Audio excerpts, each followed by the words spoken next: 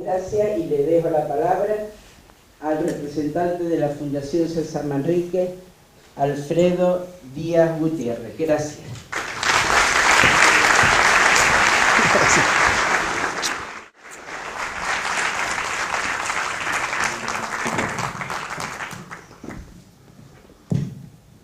Buenas noches a todos y a todas. La verdad que es un lujo, y créanme que lo digo de corazón, el poder estar aquí delante de un colectivo de ciudadanos que se preocupan por el lugar donde viven. Eso que parece una obviedad es una cosa que tiene un valor tan grande que de verdad que entusiasma. Precisamente esa falta de compromiso por parte de los ciudadanos con el espacio donde viven es la que nos está llevando a situaciones como las que se están dando últimamente, donde de verdad la democracia, en fin, brilla por su ausencia o por lo menos tiene una calidad absolutamente pésima.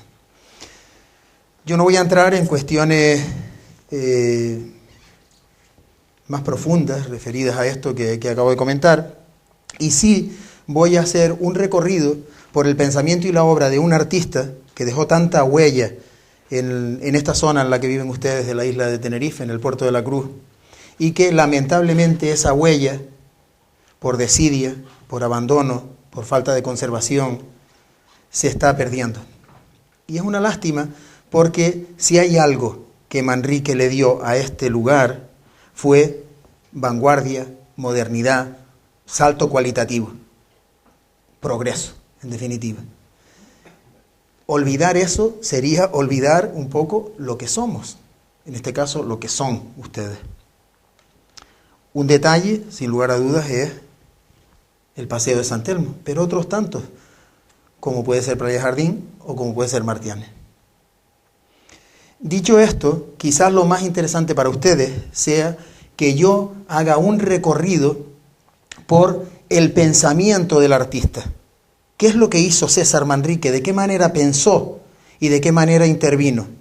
Voy a poner ejemplos de Lanzarote, pero quiero que se queden, aterrizaré luego obviamente en el puerto, ¿no?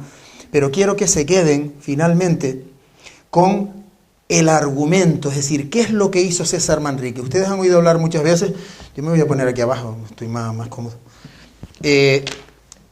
Han oído muchas veces hablar de miopía por parte de, por ejemplo, de nuestros gestores públicos, no ven, no se enteran de nada, y por lo tanto las acciones que acometen en el espacio público suelen ser desafortunadas. Eso muchas veces, es verdad que otras tantas, lamentablemente muchas, hay intereses ocultos que todos sabemos y que todos intuimos por lo menos, ¿no? Pero otras veces es falta de ver las cosas, de sensibilidad, de mirar y de ver. Ese va a ser el argumento que yo voy a utilizar para hablar de César Manrique. Por eso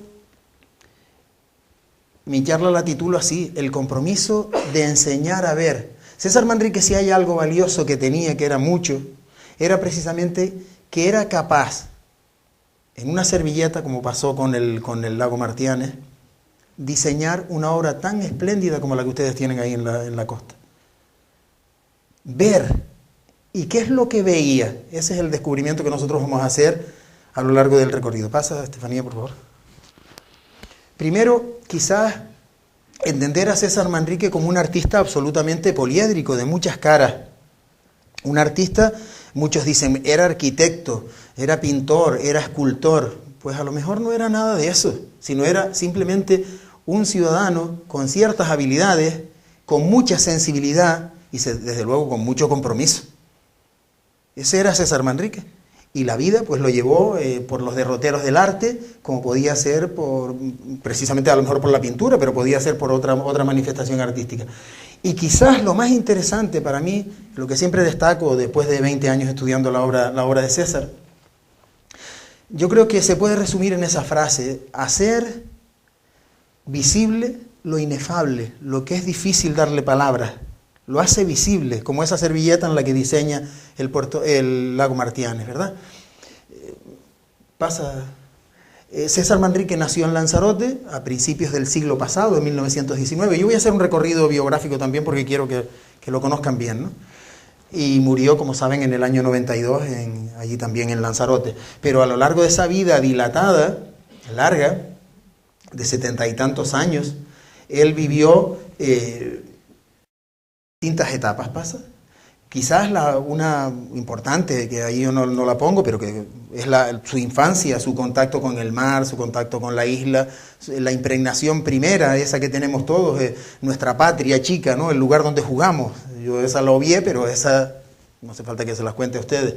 Quizás la segunda sea esta, la etapa de Madrid, que es una etapa de formación, en la que Manrique se va a estudiar Bellas Artes a la escuela de San Fernando, ¿verdad? En Madrid. Está desde el 45 al 64.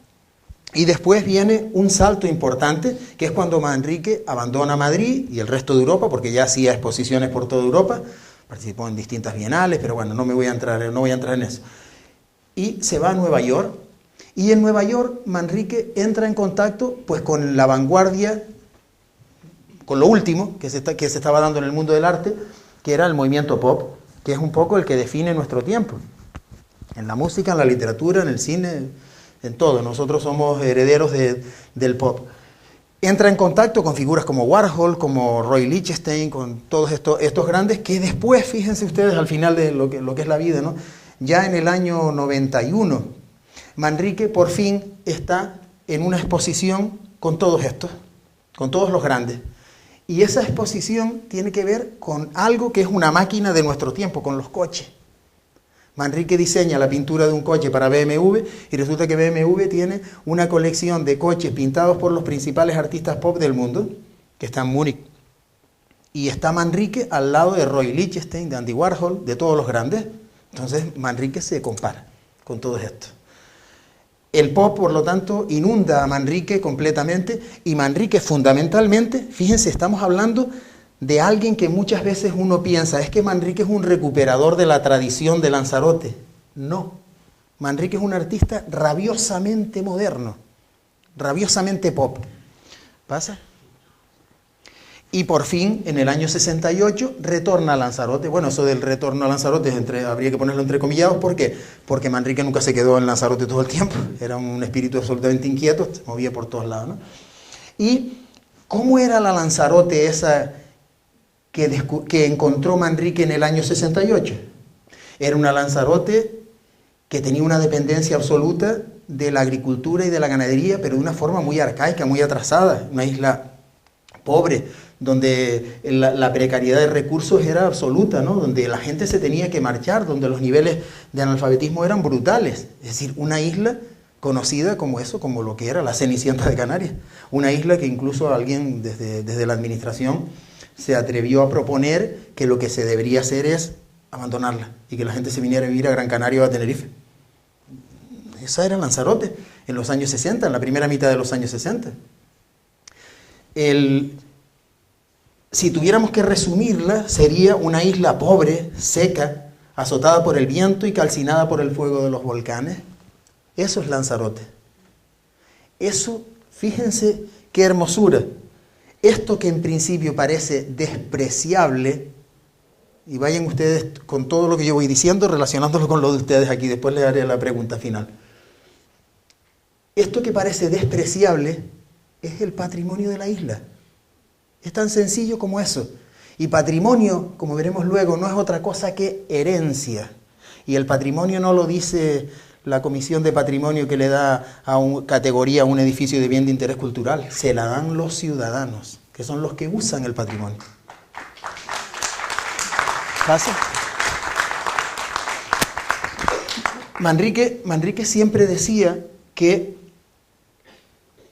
había algo absolutamente irrenunciable. Aquellos espíritus sensibles, no los artistas, espíritus sensibles, cualquier ciudadano sensible, tenía la obligación de enseñar a mirar y a ver, fundamentalmente, de enseñar a ver. ¿A qué se refería Manrique con esto? ¿Pasa, Estefan? Quería descubrir la verdad de Lanzarote. Yo antes le adelanté algo, pero ¿es la verdad de Lanzarote o es la verdad del puerto? Da igual la verdad del sitio donde estás. ¿Vale? Entonces, por ejemplo, aquí Ese es un mural que es como premonitorio, ¿no?, que Manrique elabora en el año 50 o por ahí, 51. Él estaba todavía prácticamente terminando la carrera de Bellas Artes en Madrid, tenía ciertas habilidades como pintor, etc. Bueno, ya tenía incluso algunas exposiciones encima, ¿no? Y en Lanzarote se construye el primer hotelito, el primer parador de turismo. Y César Manrique recibe el encargo de hacer unos murales. Recuerden el encargo: mostrar la belleza de Lanzarote. ¿Para qué? Para hacerlo atractivo para los turistas. Hoy, por ejemplo, la belleza de los lugares de playa nuestros son cocoteros y señoritas y señoritos estupendos.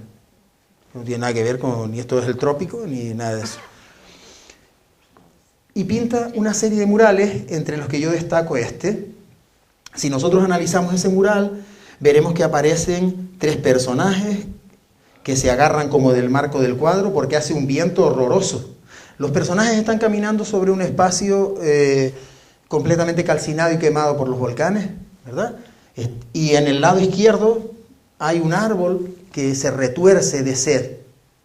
Aridez extrema, paisaje quemado, calcinado, viento, ven cómo se arquea la palmera y las hojas vuelan, y personas humildes, sencillas, pobres. El encargo era mostrar la belleza. ¿Esa es la belleza? ¿Cómo nos han transformado en la cabeza la idea de belleza? Claro que es la belleza. La belleza está en lo que eres, en tu singularidad está la belleza. Esa fue la clave de Manrique, del éxito de Manrique, saber descubrir la belleza en la singularidad. ¿Pasa? Y trabajar con esa verdad oculta, que es difícil de ver. ¿Quién veía belleza hoy ya, debido a los medios de comunicación y al bla, bla, bla? Pues bueno, parece que los paisajes volcánicos son hermosos, pero antes todo esto estaba absolutamente machacado. Es decir, un paisaje seco, calcinado, quemado, con viento, etcétera, lo que había es que salir corriendo. No era atractivo para... ¿Cómo lo haces atractivo? Pues poniéndolo en valor. ¿Cómo lo pones en valor? Reseñándolo, diciendo, eso eres tú. Eso eres tú. Es muy fácil de entender si lo llevamos al plano personal. Si nosotros lo llevamos al plano personal, estarán de acuerdo conmigo en que cuando uno escarba un poco en la persona, se da cuenta que lo verdaderamente valioso de esa persona, de cada uno de nosotros, es que es un ser único e irrepetible. Pues lo mismo sucede con los paisajes. ¿O es que ese paisaje que vimos antes, para ser hermoso, tiene que ser el Valle de la Orotava, lleno de verdor y de... Pues no, el Valle de la Orotava es hermoso porque es este. Ya está. ¿Entienden lo que quiero decir? Esa es una idea muy importante, que es la que él trabaja, con la que él trabaja para mirar y ver, descubrir. ¿Pasa? Y desde luego, si eso tú lo pones en valor, tú dices, si es valioso, yo tengo que cuidarlo, protegerlo, mimarlo. Eso nadie lo discute. ¿Por qué? Porque al final resulta que eso es el patrimonio de todos cuando empiezas a descubrirlo. Tú te podrás poner encima todo lo que quieras de vestimentas y que cambie, pero al final eres tú. Eso es así. Pasa. Y con eso, Manrique, con la isla de Lanzarote, yo creo que en general, porque esto después lo hacen en otros lugares también, este es uno de ellos. Manrique establece un compromiso que es estético, la búsqueda de la belleza, pero fundamentalmente es ético. Ser honesto con lo que hay, ser respetuoso con lo que hay y sobre lo que hay generar lo nuevo. Sería un poco la idea. ¿Pasa? Ese es el valor. Fíjense, ustedes lo han oído muchas veces aquí también, esto es una zona turística, por parte de muchos empresarios turísticos, etcétera, que hablan de que el deterioro turístico de la zona tiene que ver con la estandarización. ¿Y quién ha estandarizado la zona? Pues resulta que la estandarización es algo negativo y entonces no luchamos por la singularidad, por el valor de la singularidad. Algo está fallando ahí, ¿no? El valor auténtico de los espacios, de los territorios, de los espacios habitados por los ciudadanos es la singularidad. Y todos los espacios la tienen. Se va perdiendo cuando se estandariza y cuando se estandariza viene el desastre. El puerto cae en decadencia. Pero hombre, ¿de qué estamos hablando entonces? ¿Pasa? Manrique encontró elementos de singularidad y elementos que le sirvieron para proyectar su modernidad, no se olviden de esto, lo encontró en muchos elementos que eran fáciles de leer en el paisaje. Uno era la agricultura de la isla, otro era la arquitectura popular y tradicional. Ahí encontró las claves para desarrollar su propuesta moderna. No olvidar esto, porque si no da la sensación de que Manrique es un recuperador de la tradición, ¿no? La tradición está para ser respetada. Eso es otra cosa. Pero tú tienes que, a lo largo del trayecto de la vida, ir dejando huellas que otros leerán, los que vienen después de nosotros. ¿O es que los del siglo XIV, los del siglo XV no fueron modernos en su tiempo? ¿O tu abuelo? Fue modernísimo, seguro. Pero ahora es otra. Y nosotros dejaremos paso a otro. ¿Pasa? Una nueva idea que me gustaría destacar es esta, y yo creo que ya la adelanté un poco, ¿no? La relación entre la tradición y la modernidad, es de lo que venimos hablando. Manrique combina eso, elementos de la tradición, pero por ejemplo hace un ejercicio que es muy interesante, inspirándose en los elementos de la tradición, los descontextualiza. Esta descontextualización es un concepto que tiene que ver mucho con el arte pop, ¿no? Es decir, un elemento que tiene un uso determinado, tú lo sacas, lo colocas de otra forma y le das otro uso. Ustedes aquí lo tienen en Martianes, en fin, un árbol que tiene las raíces en el cielo.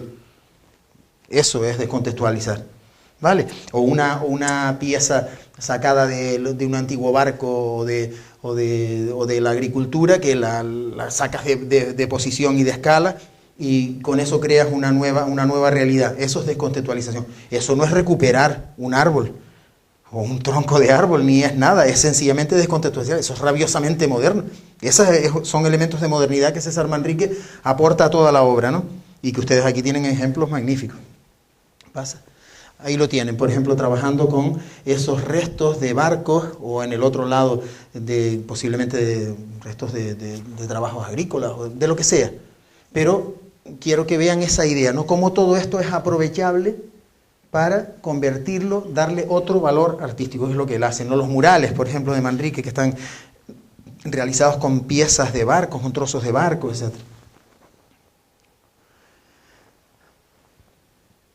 Manrique, de alguna manera, ¿qué es lo que está haciendo? La isla ya estaba inventada, con eso pone en valor lo que ya había y crea lo nuevo y da paso a otras cosas que están por venir. Pero es que eso es de una lógica absoluta. Pero para eso hay que ser respetuoso. Esa es una de las demandas que ustedes tienen, ¿no? Es decir, ¿por qué una obra como la obra de Manrique que ustedes tienen aquí, hay que quitarla para dejar paso a otra? A lo mejor no sería más fácil respetar algunas huellas de esas que quedan y que se puedan recuperar para que las generaciones futuras, la herencia, el patrimonio, recuérdense de esa palabra, sean capaces de leer en el paisaje lo que ha pasado. Es tan sencillo como eso. El paisaje urbano, natural, etcétera, siempre es una especie de libro abierto en el que leemos. Es tan sencillo como eso. Por lo tanto, reinventa la isla desde su modernidad, ¿no? Pasa. La gran obra, pásalo todo, Estefanía, son las que ustedes conocen, Jameos, Mirador, yo ahí no voy a entrar, ¿vale? Jardín de Cactus, etcétera. Toda esa obra, ¿qué tiene que ver? Pues tiene que ver con todo lo que les estoy diciendo. Es sacar la esencia de Lanzarote, meterla en una batidora, tradición, modernidad, darle ahí vueltas y generar una obra nueva. Pero es que eso ya forma parte del patrimonio de Lanzarote, ojo. Claro, eso no estaba. ¿Qué es lo que ha hecho Manrique? Generar un nuevo patrimonio. Pero ¿eso significa que antes no había patrimonio? Para nada. Manrique en el fondo lo que está haciendo es patrimonializar el patrimonio. Herencia. Dejar. ¿De acuerdo? Respetas lo que tenías, tú heredas y después vienen otros que heredan lo tuyo. Lógica. ¿Y qué ha supuesto para Lanzarote entonces la obra de César? Ahora que ha pasado el tiempo y que ya podemos tener una reflexión más serena, ¿no? Una de las cosas que creo que supone para Lanzarote es que crea el bien patrimonial histórico-artístico más importante que tiene Lanzarote en el siglo XX. Fíjense qué cosa estoy diciendo. Habría que pensar, ahora en clave portuense,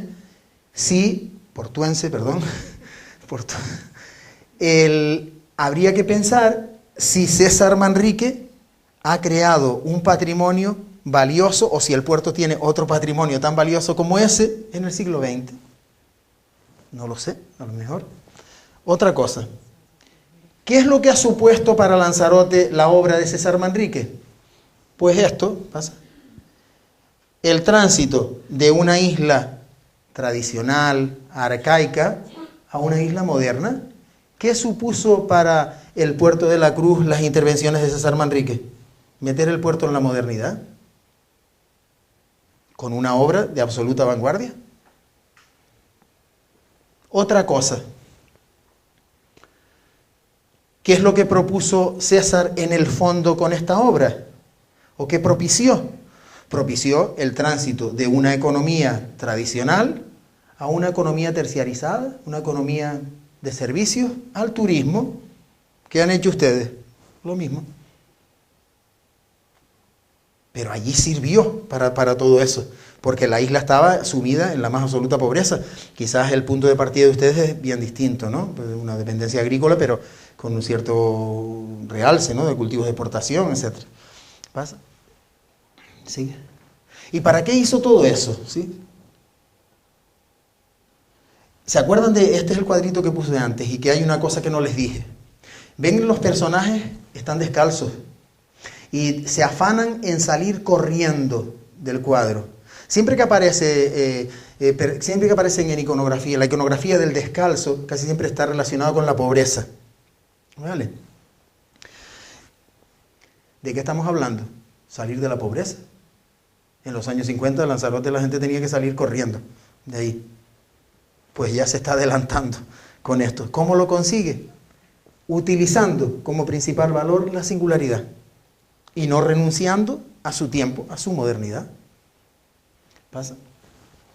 Superar la pobreza. Eso es una imagen de niños de Lanzarote de aquellos años, a principios de los 60. Sí, parece muy hermosa, que bien, esos niños lo estaban pasando canutas, pero no nos vamos a engañar.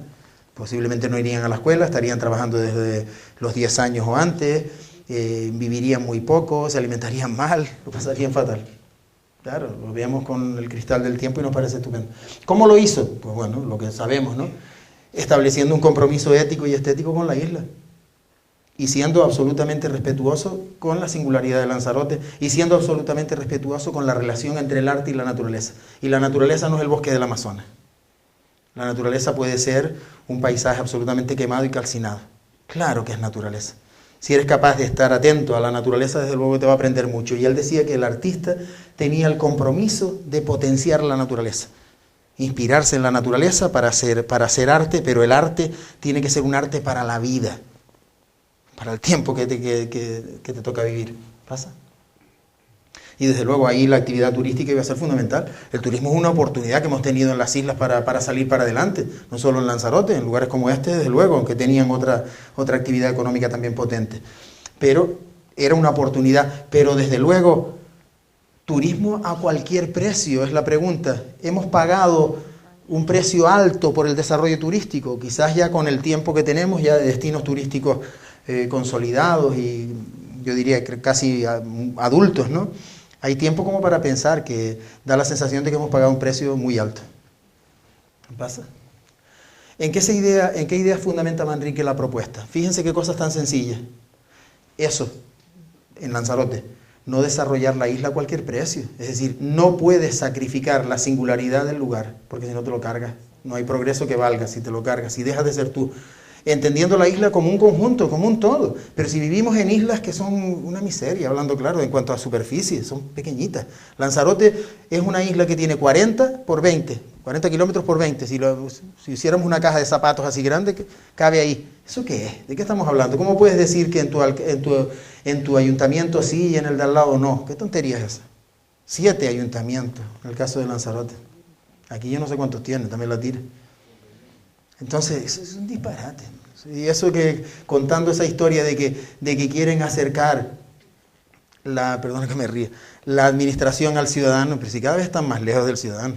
Eso hay que replanteárselo todo. El patrimonializar el patrimonio, ya lo hemos dicho, estoy haciendo como un resumen, ¿no? Trabajar, eso es importante, trabajar con la escala insular. No vale cualquier cosa. Tú no te puedes poner una camisa de XL si la que llevas es una media, una L. Entonces, sí, y en Canarias hemos hecho eso continuamente, con nuestras infraestructuras viarias, con nuestros edificios sacados absolutamente de escala. Hemos hecho unos destrozos tremendos. ¿Y por qué hacemos eso? ¿Será que hay unos determinados intereses que cuanto más grande y más a lo bestia, pues mejor, ¿no? Más beneficio. Pero hay que trabajar con la escala. Y desde luego, lo que no hay que renunciar jamás, y eso Lanzarote le debe muchísimo, su conservación, es a las propuestas que hizo Manrique en cuanto a proponer y finalmente aprobar figuras legales de protección y planificación territorial. Eso es fundamental, eso es fundamental. Pese a que existen figuras de planificación y ordenación territorial, se cometen los desmanes que se cometen, imagínate si no existieran. Entonces tenemos que seguir por esa vía. Y desde luego, lo más importante, enseñar a ver. En este trabajo didáctico de enseñar a ver, el compromiso de todos nosotros es fundamental, no solo dejárselo para los docentes, para los que educan a nuestros hijos. Eso es un compromiso de cada uno de nosotros. Tenemos que sacar el poquito de sensibilidad o lo mucho de sensibilidad que tengamos para ponerlo al servicio a los jóvenes, enseñarles un poco a mirar. Y no, me parece que eso es un compromiso no solo de los artistas, ni de los educadores. Esa es una frase de César que dice que tratándose del posible deterioro a la isla, proceda de donde proceda, no me caso ni con mi madre. Y que le molesta la demagogia, y por eso le gustaría gritarle a cada uno de los lanzaroteños: no toleren el menor daño a la isla. En lugar de isla pongan puerto y es lo mismo. César Manrique, ustedes saben que no fue solo un artista que pintaba cuadros y que hacía obras tan magníficas como las que ustedes tienen aquí en el espacio público, sino que también su compromiso público tiene que ver mucho con una persona que estaba absolutamente implicada, absolutamente conectaba muy bien, tenía una capacidad de comunicación alta y conectaba bien con medios de comunicación, hacía manifiestos, si tenía que irse a Madrid a leerlos, pues los leía ahí para que tuvieran esas estrategias desde fuera hacia adentro que son tan afortunadas, ¿no? Y esos son algunos manifiestos. Fíjense que está alertando del deterioro de la isla y de lo que le podía pasar a Lanzarote desde el año 78. Es el primer manifiesto de Manrique. Y ahí ustedes lo leen y es todo lo que lamentablemente nos ha pasado a los lanzaroteños y en otros tantos lugares. Y el último, ese del año 98, ya es nuestro, ya es de la Fundación César Manrique, que ha seguido en la defensa del legado y del pensamiento y de la obra de César, ¿no? Pasa. Lanzarote también cambió de rumbo. ¿Por qué se cambió de rumbo? Yo puse ahí algunas ideas. Quizás porque entramos en el circuito del capital, porque hay fuertes operaciones inmobiliarias, porque las arcas municipales están en precario. ¿No hemos oído eso? Siempre no, es que nosotros tenemos que dar licencia porque no tenemos un duro en las arcas municipales, y si queremos aceras y lámparas, tenemos que dar licencia. Por favor. Han dado todas las licencias que les ha dado la gana. Yo hablo del caso de Lanzarote y las arcas están absolutamente peladas. Alguien ha metido la mano en la caja. No sé. Desde luego, lo que hay es una ceguera y una ambición. Otra vez volvemos a esa metáfora de la ceguera y de la miopía. Muchas veces miopía, pero hay veces que es ceguera absoluta. Y desde luego esa ambición desmedida, de la que muchas veces los ciudadanos tenemos ciertas complicidades. Tenemos que mirarnos también a nosotros. Mirar para otro lado es ser cómplice. Quiero enterarme. ¿Cómo que no te quieres enterar? Está pasando. Entonces cuidado con eso. Desde luego no es lo mismo el que se lleva un bolígrafo que el que se lleva... En fin. El resultado estaba cantado, ¿no? Lo que ha pasado es que si tuviéramos que, otra vez, yo estoy haciendo como una especie de esquema, estoy trabajando el trazo grueso, ¿no? Esto, en fin, lleva más matices, pero no tengo tiempo. Pérdida de singularidad. Todos estos espacios que han avanzado, estos lugares que han avanzado en esa dirección que yo planteé antes, han perdido singularidad, sin lugar a dudas. No hay conciencia ante la fragilidad. Las islas son territorios absolutamente frágiles. son pequeñas, son delicadas, son frágiles. Todas. La velocidad de los cambios. Hemos cambiado tanto en tan poco tiempo que no hemos tenido capacidad de asimilación. También es una cosa que tenemos que reconocer.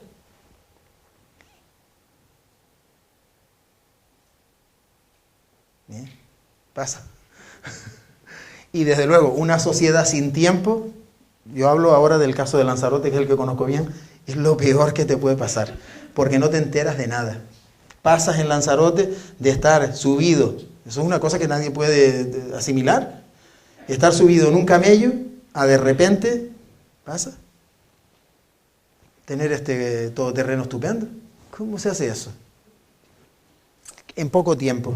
Es difícil, es una metáfora obviamente, pero es a lo que me refiero. Es decir, uno necesita tiempo de digestión, ¿verdad? Y da la sensación de que en Canarias, y ahora me voy a permitir el lujo de hablar de Canarias, en Canarias hemos crecido muchísimo, hemos pasado de la pobreza a la riqueza, pero ha sido todo a tal velocidad que no nos hemos enterado de nada. Y hemos perdido seguramente muchísimas oportunidades, porque estas islas son lo mejor. Ahora me sale un poco el rollo ombliguista, pero es que lo entiendo así. Me parece que cuando uno ya tiene unos años y ha viajado por ahí y ha visto sitios y tal, y miren, el favor. Es verdad. Pasa de esta manera. Y después otra de las cosas que lleva aparejada la velocidad es que vamos a tal velocidad que no vemos nada. Y entonces cuando vamos tan rápido pasan cosas como esta. Parece la cucharita así de atrás, casi siempre relacionada con la construcción. Y aparecen historias como la de al lado. Perdonen las molestias, estamos destrozando el paisaje y los ciudadanos lo aceptamos. Nos parece que eso es normal, que se destruya el paisaje. ¿Cómo va a ser normal esto? Esto no es normal. No lo estamos viendo precisamente porque vamos a tal velocidad y estamos metidos en nuestras historias personales que no nos interesa a lo público. Esa es la reflexión. Y la pregunta del millón, todo esto que yo he contado hasta ahora, ya estoy terminando, ¿tendrá que ver con lo que le está sucediendo al puerto? ¿Hay paralelismo entre lo que yo estoy contando y lo que le está pasando al puerto de la Cruz? ¿Pasa? ¿Qué se puede hacer? Yo creo que sí hay paralelismo y ustedes estarán de acuerdo conmigo que lo hay. ¿Y qué podemos hacer? Pues hay algunas ideas, también así grosso modo. Lo que hace falta, compromiso. ¿Compromiso qué es? ¿Que todos tenemos que tener el mismo compromiso? No. ¿Cómo vamos a tener el mismo compromiso si somos seres singulares? Cada uno tendrá el suyo. Ahora, compromiso hay que tener. ¿Pasa? ¿Qué es lo que nos da fuerza? La cultura y la educación. Si no te enteras de lo que está pasando, estás nada más que viendo Telecinco, con todo mi respeto, pues chico, pues sabrás mucho de todos de estos que gritan, pero no te enterarás de nada más. Eso es esa palabra, entender. Simplemente con entender lo que está pasando, ya estás adquiriendo un compromiso. Ya es tan sencillo como eso. ¿Pasa? Desde luego, que en una democracia todavía uno tenga que estar diciendo que hay que defender el interés general, apaga y vámonos. Es palabras mágicas, acuerdo y consenso. ¿Por qué tiene que ser, si estamos hablando de seres singulares y de colectivos singulares, por qué todo el mundo tiene que pensar igual? No, pero tendremos que llegar a algún acuerdo, porque si no esto es el desmadre. Ahora, un acuerdo no es el rodillo, un acuerdo es otra cosa. Esa responsabilidad que yo reclamo, que es esa responsabilidad individual y también colectiva. La individual, pues es la que, dándonos cuenta de las cosas, y la colectiva tiene que ver con arrimar el hombro.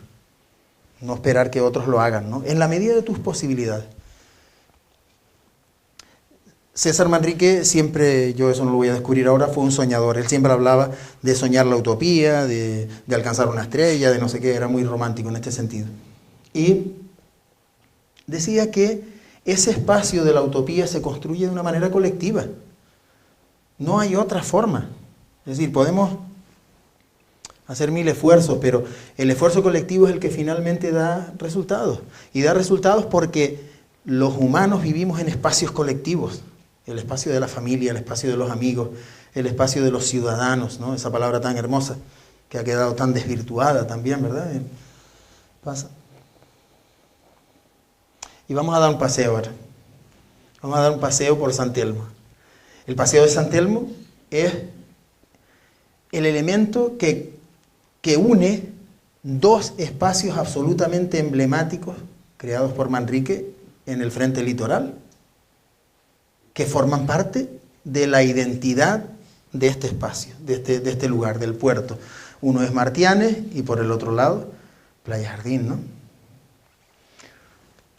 Este es un espacio que siempre fue usado, transitado, incluso antes de que estuvieran las otras obras. Fue primero, fue un espacio de tránsito. Y es un espacio que une, a mí me parece que es una metáfora, ¿no?, de todo lo del puerto. Y por el uso que ha tenido, es un espacio alterado. A lo mejor no de una manera muy afortunada. Manrique intervino en su momento sobre un muro existente en el que Manrique realiza una obra, siempre así, hablando, porque claro, nosotros tampoco desde la Fundación podemos decir, que es autoría de Manrique, está firmado por Manrique. Es que Manrique no firmaba, ¿entiendes? Pero las huellas son más que evidentes que es de Manrique, eso no lo discute nadie. Bien, se han hecho infinidad de intervenciones sobre ese espacio, porque es un espacio público, y los espacios públicos cambian, con mayor o menor fortuna. ¿Cómo acertamos? Mirando y viendo, leyendo bien las huellas que tenemos del pasado.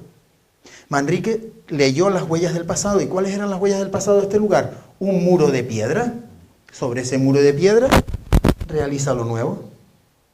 ¿Por qué el nuevo proyecto no dialoga con lo que ya hay? Eso es lo que se pide. Es decir, sencillamente, ¿por qué tiene que ser, perdónenme la expresión, un majo y limpio? A lo mejor resulta que elementos que marcan, ya deteriorados, si estamos de acuerdo, por el uso y por sobre todo la falta de mantenimiento. Elementos que existen, ahora vemos algunos, pues el nuevo proyecto debería forzosamente dialogar con esto. ¿Para qué? Sin renunciar a la modernidad. Ojo, no estoy diciendo que sea algo, que hagan algo parecido a Manrique, no. Sin renunciar a la modernidad. Ahora, que dialogue con lo que ya existe. Eso sí que es un principio irrenunciable de cualquier proyecto. ¿Pasa? Vamos a ver algunas huellas que encontramos. Esto es Manrique, indiscutible. Es verdad que está alterado, porque ahí le han puesto una capa encima para hacerlo como más confortable, más cómodo. Manrique siempre trabaja formas redondeadas. Esto yo tendría para un par de charlas más si fuera a explicarle claves que maneja Manrique, pero ahí la tira. Esto es Manrique. El pavimento que ven ustedes debajo es Manrique. La conexión entre los espacios curvos y las rectas, que lo ven ustedes también en Playa Jardín y en todas las intervenciones de Manrique, es colocar esos callados, esos cantos rodados chiquititos, para salvar la diferencia entre la curva y la recta, no sé si me explico, y luego colocar esas baldosas. Son unas baldosas también de esa época y que resisten perfectamente la marecía, que resisten perfectamente las inclemencias del tiempo en esta zona, que son duras. Además, hay que analizar el tiempo que ha pasado y cómo están. Algunas muy deterioradas, obviamente. Si usted no las mantiene, pues se deterioran. Tan sencillo como eso. Habría que buscar la responsabilidad en quién tenía que mantener esto bien. Y otra vez, vamos a lo mismo. ¿Pasa? Esto, otro elemento. ¿Ven los elementos? Aunque ahí colocan hay un par de baldosas nuevas, la ven aquí que se cargaron el pavimento. Esta y la otra de allá, no por arriba, ¿no? En el extremo superior derecho. Allá. No, pero aquí pegado al circulito, ahí. ¿Lo ven? Como hay un elemento que no funciona, ¿no? Porque era un cuadrado para acercarse al círculo. Eso es muy Manrique. Seguimos viendo cosas. Los elementos escultóricos, que no otra cosa, que hay en el bañadero, abajo, cuando bajan las escaleras, debajo del muro. Esos elementos, Manrique los repite en un montón de sitios, adaptados a las características de esos lugares. Lo hace desde Ceuta a Lanzarote, pasando por Madrid cuando hace la vaguada, siempre aparecen esos elementos. ¿Vale? Son estas piedras donde están estos señores, esos elementos. Eso. Que es, en el fondo, hacer que el proyecto dialogue, que la arquitectura que se crea en ese espacio se integre, se adapte, se fusione, que son elementos claves en las intervenciones de Manrique. ¿Vale? Se mimetice. Seguimos viendo más cosas. Esto es a lo que me refiero. ¿De acuerdo? Claro, claro. Es respeto por la singularidad. Claro, ese es el diálogo. Claro, sin duda. ¿Y dónde está el elemento de inspiración de Manrique? ¿De dónde saca todo esto? Pues del elemento emblemático que hay en la zona, la ermita de San Telmo. Está todo ahí. De ahí él saca elementos y los traduce en clave moderna y genera lo nuevo, y genera el Paseo de San Telmo. ¿Cómo iba a hacer ahí otra cosa él, si esa es la forma de trabajar de Manrique? ¿Qué hay en el Paseo en San Telmo? Los muritos redondos, las formas estas, que esto parece un trozo de Lanzarote. Digo de lo de Lanzarote porque es lo que siempre la gente asocia con Manrique, pero no, esto es un trozo de Manrique, no de Lanzarote, porque Manrique hace esto, en fin, en otros lugares. ¿Pasa? Ahí lo tienen, ¿no? Ven los calladitos entre las baldosas, ven eso. Eso es la singularidad de este lugar. ¿Qué mejor que inspirarse ahí? Ahí está todo. Ahora, ¿vas a copiar esto? No. Vas a traducirlo en clave moderna, que es una cosa bien distinta. ¿De acuerdo? ¿Pasa? Bueno, ya estoy terminando. Voy a hacer como 3 frases así finales. Lo primero sería un ruego, ¿no? Es eso, el respeto al patrimonio, a sus usuarios, que son los que heredan, son los herederos, y los que luego dejarán en herencia a otros, y al futuro, por lo tanto, esa proyección, esa normalidad de la vida. Pasa. Un deseo, que aparezca esta noticia.